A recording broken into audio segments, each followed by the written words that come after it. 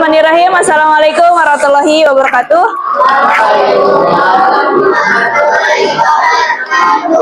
Bertemu lagi kita di pertemuan 9, tepat di tanggal 27 Agustus 2024. Silahkan disiapkan dulu bahasa Indonesia serta LKS-nya. Kita hari ini akan melanjutkan pembahasan pertemuan kemarin mengenai penulisan dalam tanda baca serta kalimat miring. Silakan disiapkan dulu bukunya. Baik. Kalau yang sudah aman, silakan lihat terlebih dahulu ke depan. Kemarin kan telah menjelaskan mengenai tanda baca dan penulisan kata berbahasa asing dan daerah. Sekarang akan dijelaskan, kemarin kan telah disinggung mengenai penulisan kata miring dalam suatu kata asal atau kata asing. Nah, ini untuk penjelasannya lebih detailnya seperti ini. Adapun nanti akan aku berikan mengenai contoh untuk menentukan tanda baca dalam sebuah kalimat. Nanti ditentukan di tempat duduknya masing-masing. Sekarang kita menulis terlebih dahulu mengenai tata cara penulisan kata dari bahasa daerah dan bahasa asing.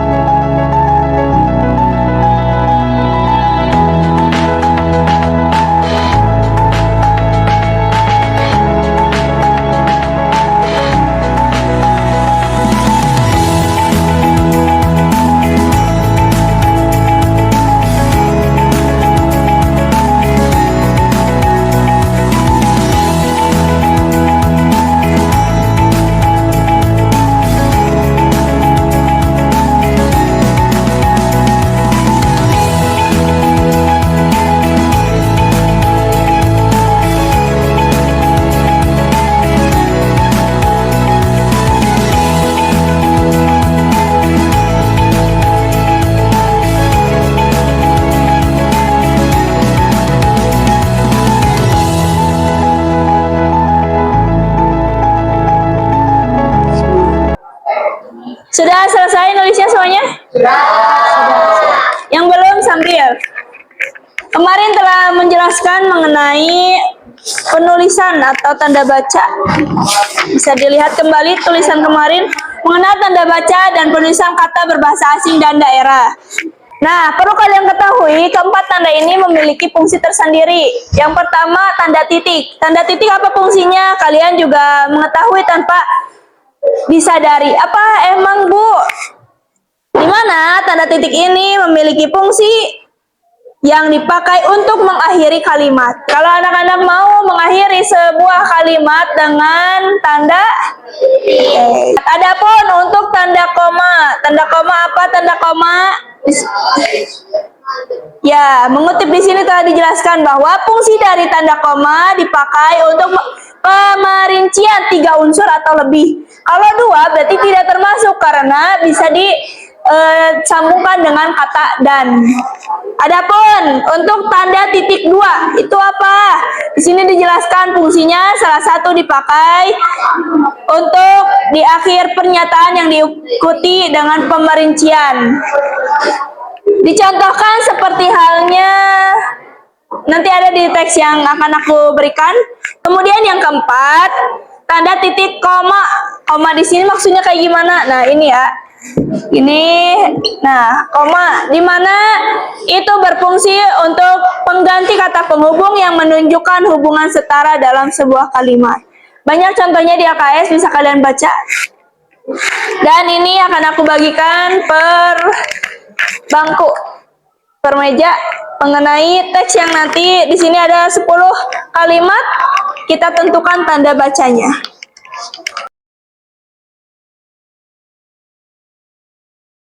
Silahkan kalian lihat kalimat pertama terlebih dahulu.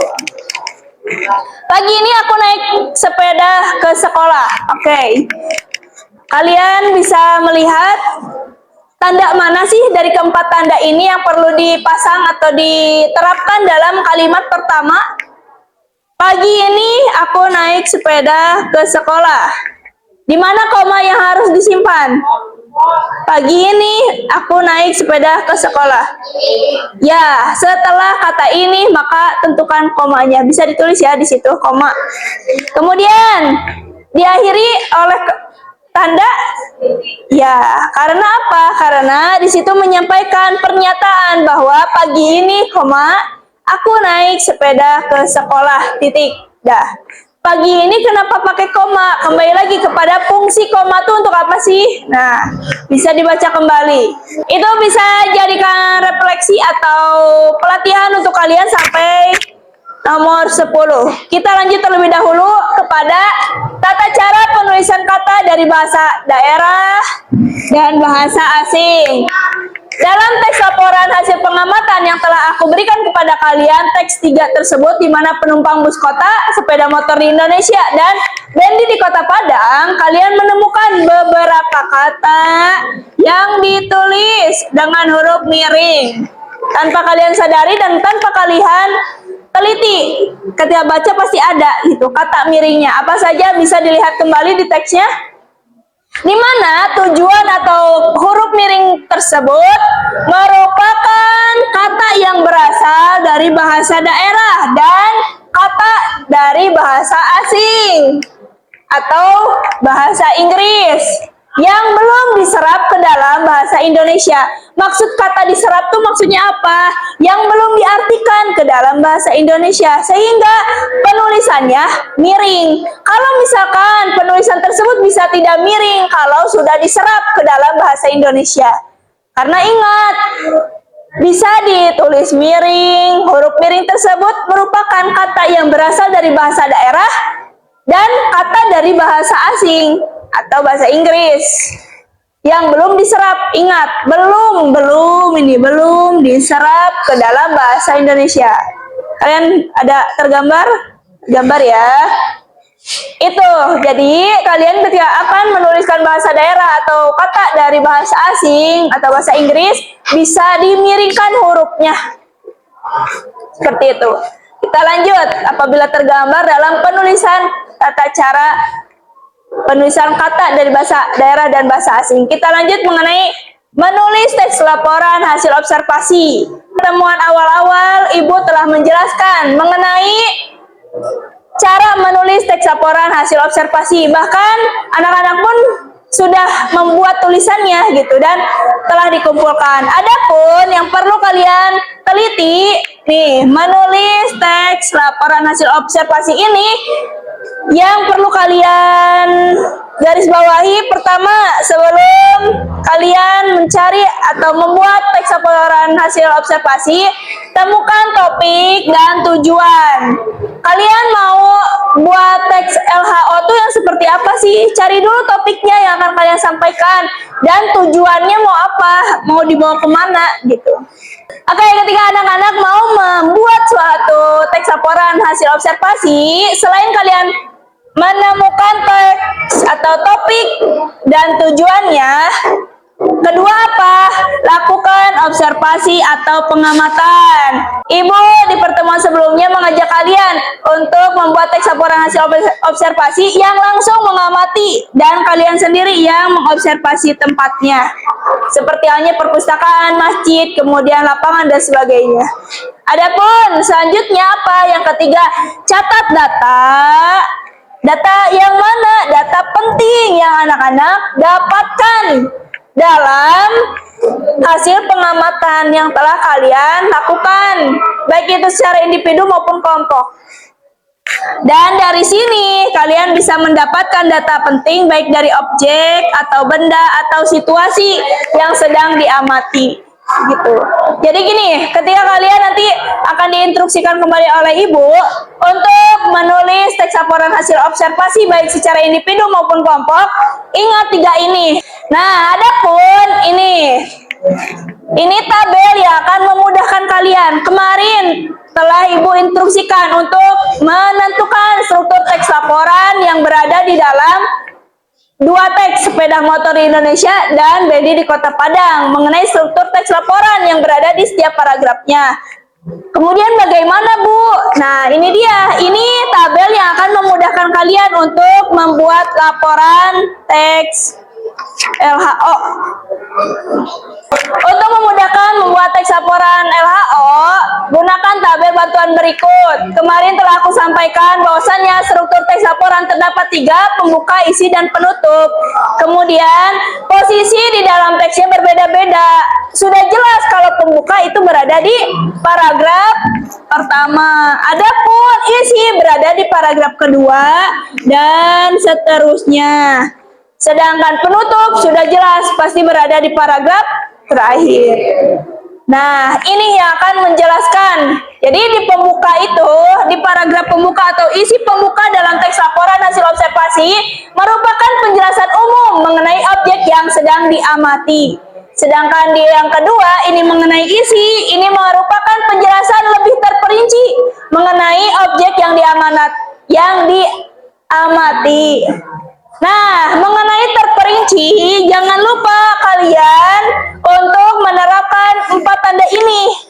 Seperti halnya titik, kemudian koma, tanda 2 titik, dan ini yang terakhir.